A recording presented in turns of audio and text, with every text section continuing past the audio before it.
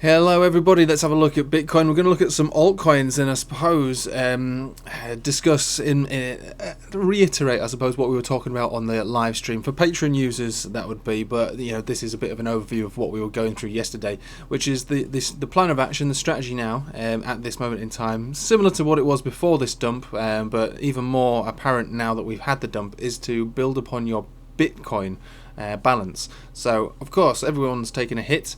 Everything has taken a severe hit. Altcoins have been hit the hardest, and this is something we have been kind of expecting for a little while now, as we saw the Bitcoin dominance getting lower and lower and lower and lower, and for weeks, maybe even more than that now, I've been saying, look, this is great because shows how strong altcoins have been and currently are, but it can't go to zero. There will become a point where it bounces, which is why we had these two white lines in here.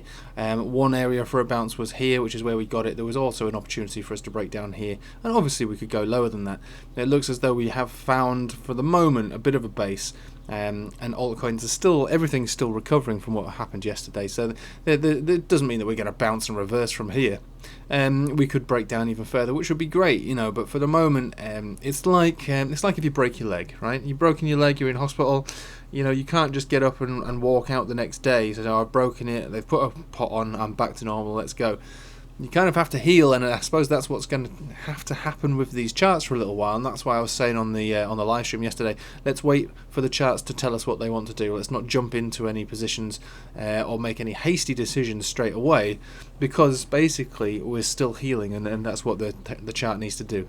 After a move like this with Bitcoin and all these other altcoins, obviously that was more than just a correction or a dump, it was kind of a crash, and after something like that happens, it kind of stretches the chart out a little bit, to the point where clearly there was an overreaction, oversold, and that's why we had such fantastic bounces across the board. Even Bitcoin has bounced, what is this going to be, like 30% or something at the moment, isn't it? It's going to be pretty high, 30% at this very moment in time.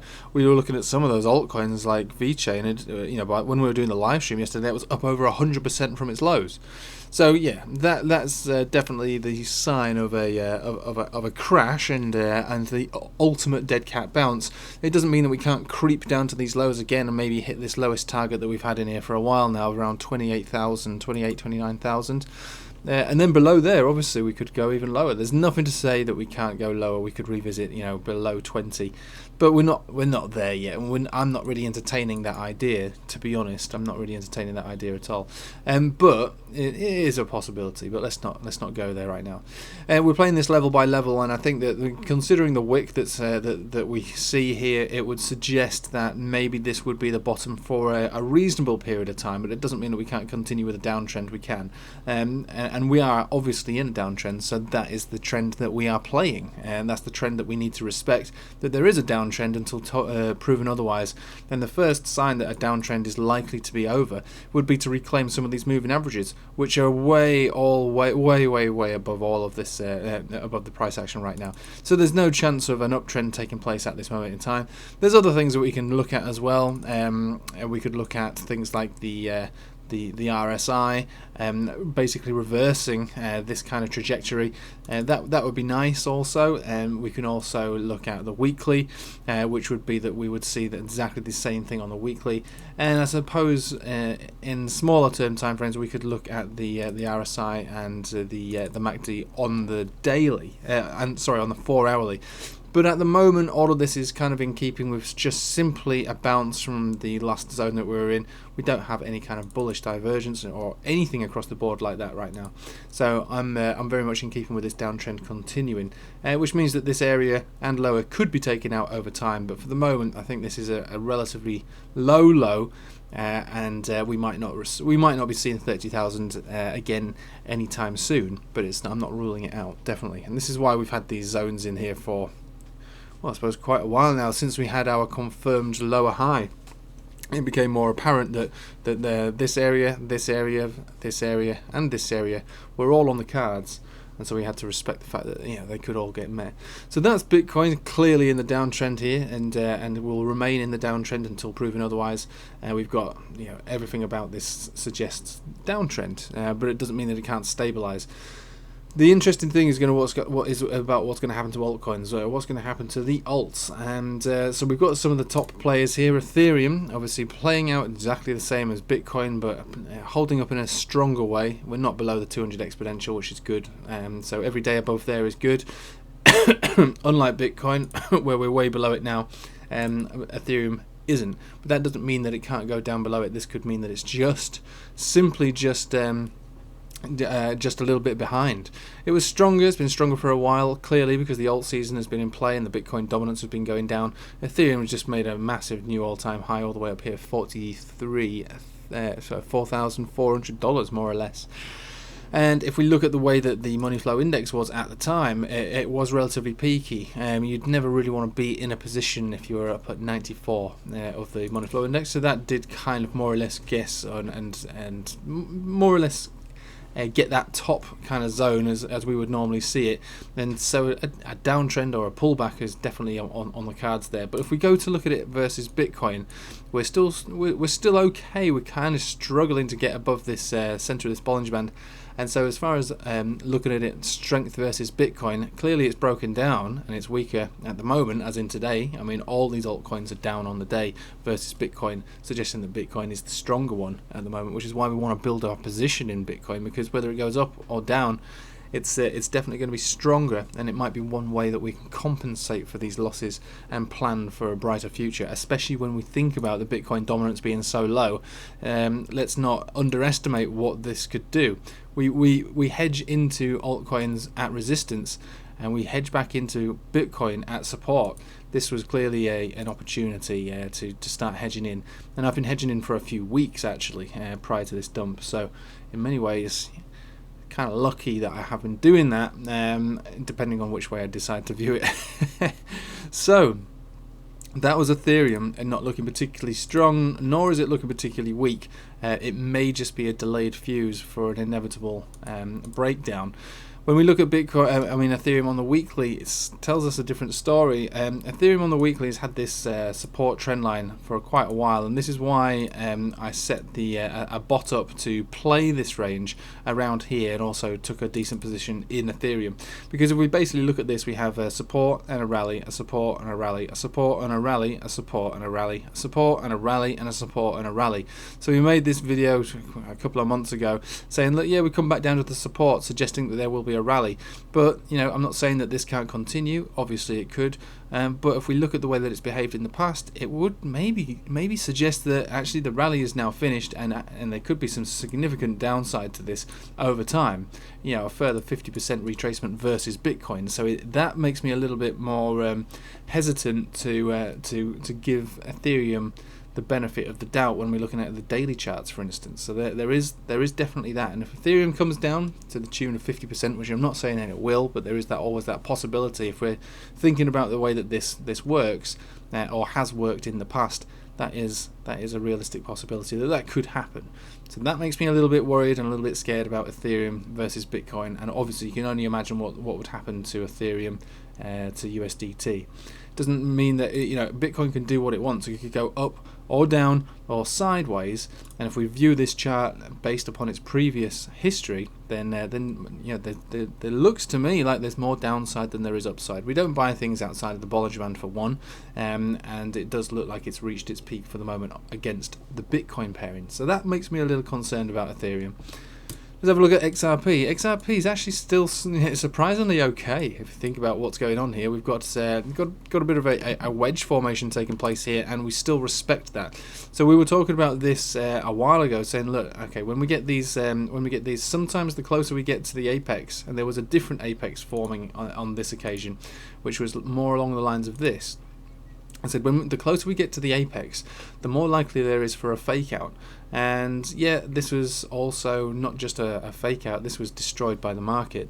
And so now what we've done is we've got rid of that support, and we're basically looking at it in terms of this level of support. If we're above 84 or 86 cents, I can't remember exactly which one it is now, but there was the giant fib retracement from the all-time high to the all-time low, suggesting that anything below, I think it's 86 cents, is an accumulation phase, and more or less coming to where this candle top here was. If you remember my analysis on XRP, that's basically, it's an important area to hold above. It's the giant fib retracement, basically, from the all-time high to the all-time low. So the fact that we came down to revisit that and bounced from it yesterday is very telling that that this is being respected. It's not a coincidence that it came down and bounced at that particular level. It's in keeping with its with its overall progression on its long-term chart. So I like the way that it did that. But it doesn't mean that we can't wick lower than that, and if we did, it would be the 200 exponential. If we were to wick down below there, sooner rather than later. But we are above it, which means that over time this is going to go up here. And it's also something that I've said, that there's a very strong relationship with XRP to the 200 exponential. We could come down to touch that at any point, and that would be an opportunity for a buy, because in a bull market, which we've been in for a little while for XRP, we have tested it a few times after these big runs. Bang, tested it, bang, tested it, and bang, and probably at some point soon, test it again and reaccumulate around that zone before the next big move up. So I'm very bullish on XRP, generally speaking. If we go to the Bitcoin pairing, not particularly weak, I would say. We are holding up in the bullish portion of the Bollinger Band. We've got our golden cross there, which is great. And on the weekly, we were looking at this last night, we're above the cloud. What we're waiting for now is this cross, which should hopefully take place over the next couple of weeks. Conversion baseline cross on the weekly. When we're above the cloud, all we need to see is this Chiku span be above the cloud too, when we have a closure of that and the cross, price above the cloud, and this portion of the cloud go green. Pretty strong buy signal, in all fairness, and a buy signal on a weekly offers quite a large move. So I'm actually in favour of XRP. Of all the top cap coins, it's the one that's proving to show the most bullish setup. So I quite like it. I do really like it, in fact, but not right this very second in time. We're waiting for these situations. I'll make a video on XRP later, but again, we're still in recovery mode. We don't really know where we're going. BNB to USDT, coming down to the 200 exponential. Bounce there yesterday, again another retest today. So we've seen this with Bitcoin. We saw what happened with Bitcoin when it tested it. Bounce on it one day, bounce on it the next day, broke down beneath it the day after. So yeah, this could just be an intermediate step before we take another step lower. And if we did take another step lower, we have to think about where that could possibly be. Looking at the chart over here, there is, I suppose, a rough level of support around about $224. That could be the area for a bounce. But again, this is another coin that rallied pretty hard, pretty fast. And if we think about terms of where we were on Money Flow Index and RSI, it wasn't really a very scary situation, but we're having a very fast divergence now. Also, the 20 weekly was what's tagged there. So let's have a quick look versus Bitcoin. It's breaking down on this one, I'm afraid. It is breaking down. So this one isn't showing any specific signs of, I want to go more, I'm looking, I'm hungry. Obviously it can, it is BNB, it's got a lot of power behind it, a lot of interest. And the whole Binance Smart Chain thing has basically caused this to become one of the top cap coins, of the year. I mean, it just went straight up. But again, overall picture is that we're still in recovery mode, and while there is opportunity around the corner for some of these, especially XRP, I would say, overall we need the chart to at least settle down a little bit and pick a direction, which is probably going to be down for the most part. But overall, I'm not particularly bearish on Bitcoin at this stage in time. I mean, bearish in the small term time frames. I expect further downside. Definitely, I definitely do. We're below the 200 exponential. Let's face it. We need to get above there fast. Otherwise, we're going to get a death cross coming in probably in the next few weeks, and that would be pretty nasty. But my overall goal is to stack some sats in any way possible, whether that's through bot trading or clever trading. But I do not want to be shaken out of my my Bitcoin. I've got my eye on the long-term picture, and the long-term picture is a more valuable Bitcoin, and I want to make sure that I have not just the Bitcoin that I have, but I increase that amount of Bitcoin, because like I say, if you If you fail to plan, you plan to fail, and I don't plan on failing. Long-term trading strategy has always been my preference. That's always been my thing. Kind of stay away from margin trading for the most part, unless there's a very obvious setup. But a long-term strategy, which planning ahead for months, is my preference. And at this point now, it's time to start to build upon a new long-term strategy, and the strategy would be to build upon a Bitcoin base and increase the portfolio size of your Bitcoin, and not care so much about the monetary value of the Bitcoin at the time, because the long-term goal is that you will have you'll have more Bitcoin that will be more valuable over a period of time. Might take the rest of the year to have a more valuable Bitcoin than 65,000. It might take all year for that to be recovered to that extent. It might only take a couple of months, but the idea is that we are pretty confident that it will recover from this zone over time, and the best way to deal with that is to earn more Bitcoin before that happens, and then to sail that Bitcoin all the way up to the top.